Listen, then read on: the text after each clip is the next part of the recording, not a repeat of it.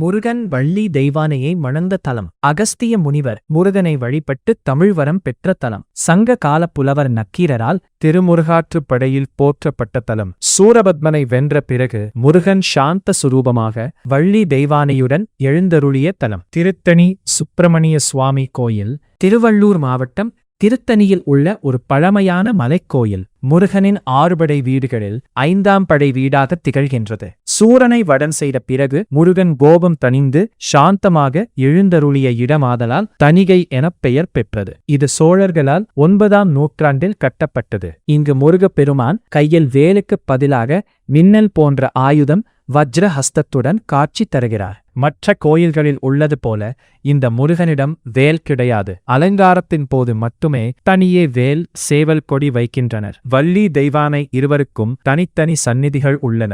சப்தரிஷிகள் என்று கூறப்படும் வசிஷ்டர் முதலான 7 முனிவர்கள் இங்கு முருகனை பூஜித்தனர்.